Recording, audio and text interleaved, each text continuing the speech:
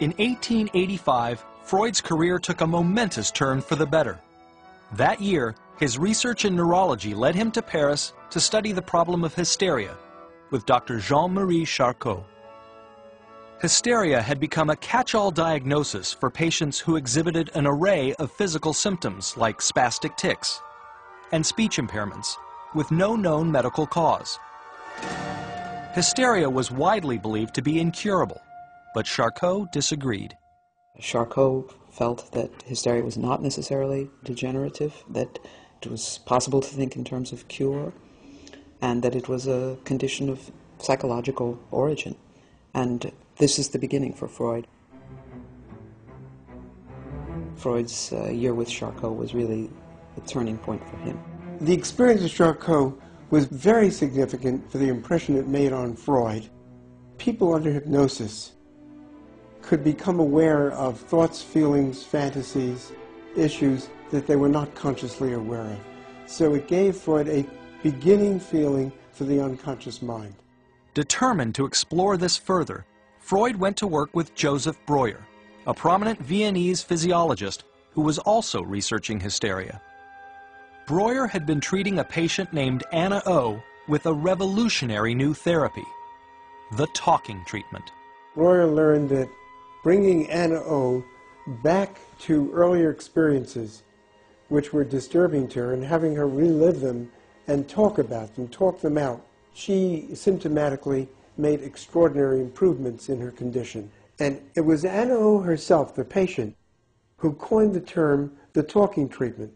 The work of Charcot and Breuer intrigued Freud. In 1886, he opened his own practice, dedicated to treating hysteria and other nervous diseases. However, Freud's practice wasn't an immediate success.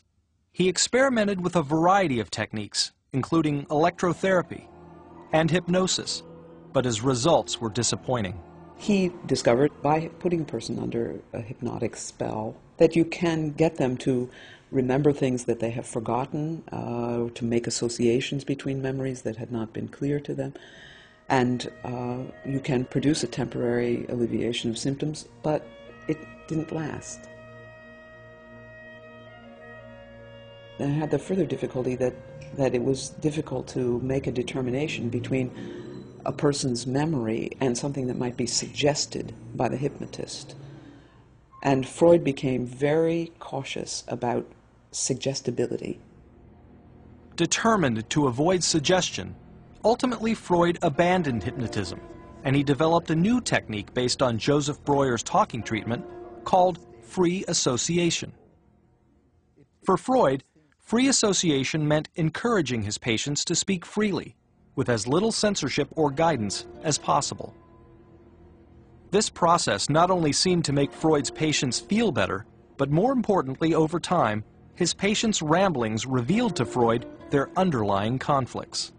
If patients like Anna O were allowed and encouraged to speak freely, inevitably the disturbing experiences that they brought up, connected with their symptoms, began to go back to adolescence and childhood. One such case was known as the burnt pudding case. It involved a woman who, as a child, had been abused by her father. Coincidentally, there was a smell of burnt pudding coming from the kitchen at the time. Years later, she was a nanny working for a family, and the father was again an abusive man. One day during one of these abusive episodes, not directed at her, the cook was burning the pudding. And the combination of the intense emotional experience triggered by the recurrence of the smell brought on a hysterical symptom.